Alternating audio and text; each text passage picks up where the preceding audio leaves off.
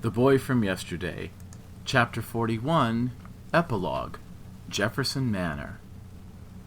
Laurel was a mix of emotions: grief at Emily's sudden departure, exhaustion from the day before's events, and excitement at visiting Jefferson Manor to see what more she could find out about Tom's family.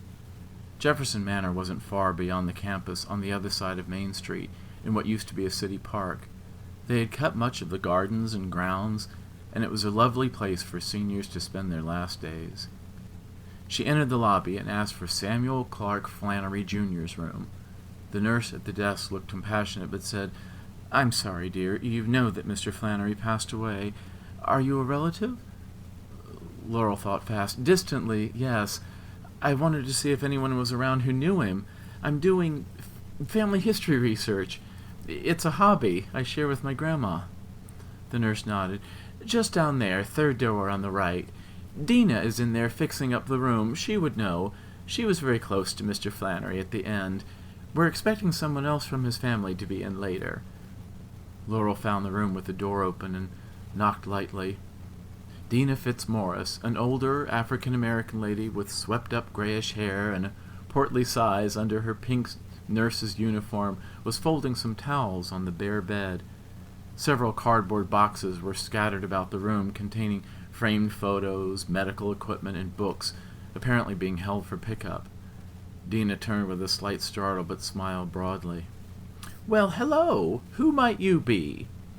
Laurel introduced herself and explained her reason, however concocted, for being there. Dina sat on the bed and indicated for Laurel to sit in the chair next to it. "My, I'm so sorry you missed Mr. Flannery. He was a character. His son is off in Chicago someplace. That's Mr. Thomas Samuel Flannery, a real nice middle-aged man. He used to call a lot and talk to his dad. And his son, the grandson, comes round occasionally. I believe he lives somewhere not too far, maybe a ways down Highway 9. I want to say Brattleton, maybe. I forget. Oh, but our Mr. Flannery was a character." Laurel noticed that Dina was repeating herself, but was eager to hear any information. "What can you tell me about him?" Dina laughed. "Well, he did not like cauliflower, I'll tell you that. He just went on and on about that if we had cauliflower. And they serve it a lot here because, you know, it's not expensive. But he was fun, I tell you. He had just a slight dementia, but not enough to be over in the Alzheimer's wing. Just, you know, got a little confused sometimes. But before that, when he was well, he was superintendent of schools in Ford County, for many years. But his family goes way back in Chesterfield. You're related, you said?" "Yes, distantly. My mother's side. They were close." "You're a Humphrey?" "I don't know that name well, but oh, the Flannerys. You know, this Mr. Flannery's grandfather, I believe, was General Thomas Flannery, a hero in World War I.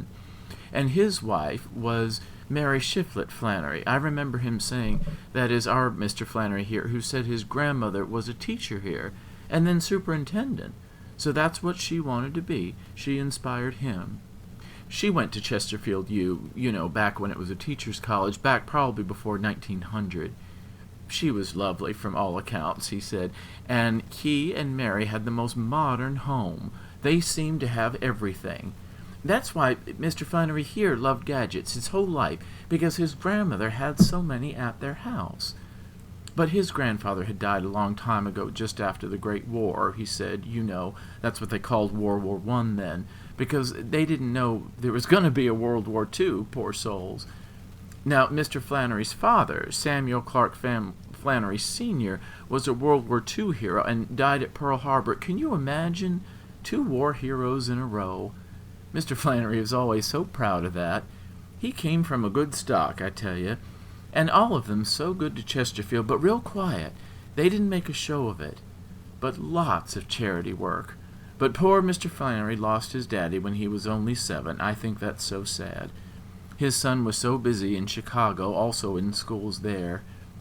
Yes, I think they were a model family. We are going to miss him around here." Laurel listened, fascinated, trying to absorb that so much time had elapsed, and so much had happened after Tom left, which was only yesterday. It made her feel old and very young at the same time. listen to me going on, and I've got these papers to get done up. But it's so sweet of you to come around. We have a volunteer program if you're ever interested. These folks would love a visitor, especially young pretty ones like you. They don't see much of that, certainly not from me." Dina laughed and touched Laurel on the shoulder. "I hope that helps you out. You just come by any time you can spare it now. Don't wait for a formal invitation." She left, leaving the door ajar a bit. Laurel looked around the room, wishing she had a chance to talk to old Mr. Flannery, someone who actually knew stories of Tom's later life.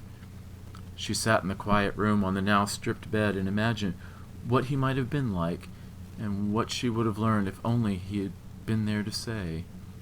She was lost in a reverie when the door slowly creaked. Someone had pushed it open a bit. "Did you know my grandfather?"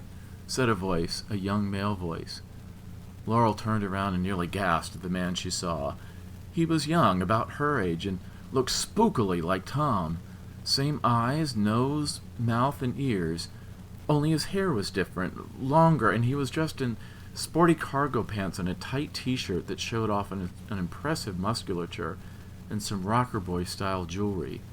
He was sexy in his own right, but she was more distracted by how much he looked like Tom. Laurel stammered, distracted by the sight. Well, yeah, sort of. My family and his are distantly related. I was doing some family history research. My gran and I are sort of into that."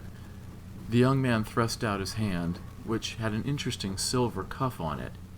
"I'm Brett Flannery. Nice to meet you. Maybe I can help?" Laura was still a little pale, but she gathered herself together. Yeah, maybe you can. I have so many questions," she said, looking affectionately at the stranger, yet who seemed so familiar.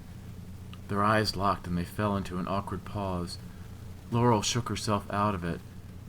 "I'm sorry, you just look like someone I used to know, and it's just kind of uncanny. It's kind of freaking me out." Brett laughed, and it was Tom's laugh.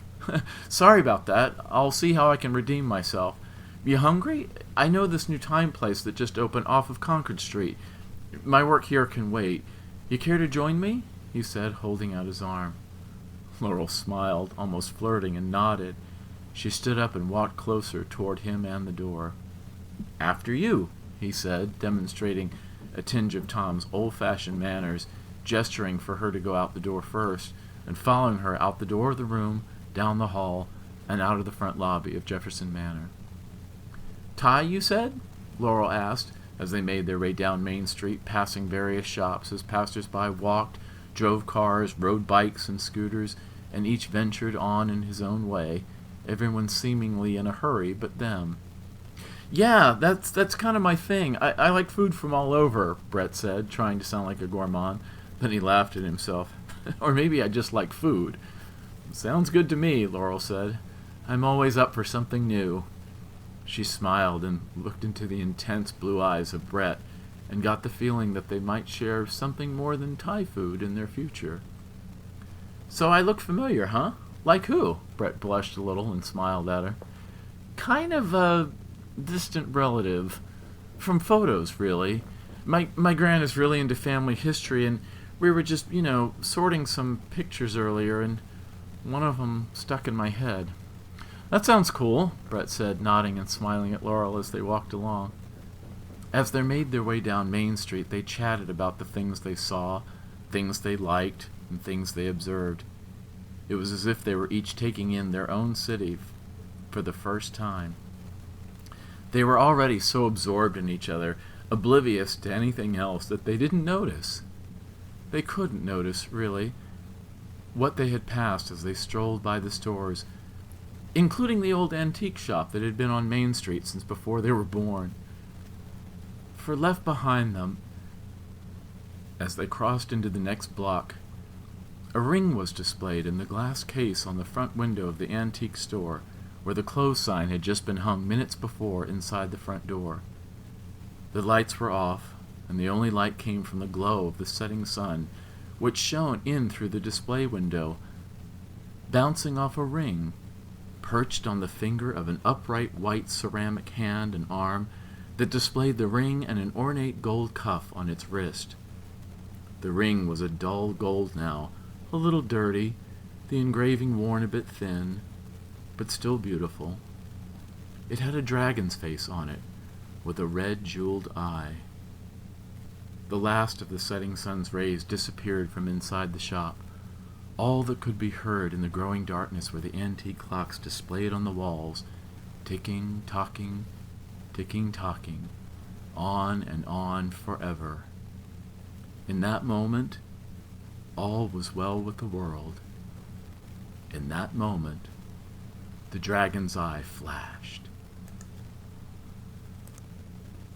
The end. Thank you for listening to all of the chapters of the Boy From Yesterday podcast. If you have comments or questions or inquiries, please feel free to get in touch. I'm author KB Howard. You can reach me at my email, kbhmsw@aol.com. That's kbhmsw@aol.com. Or text me. In the United States, area code 310-339-5778. That's area code 310-339-5778. Thanks for listening.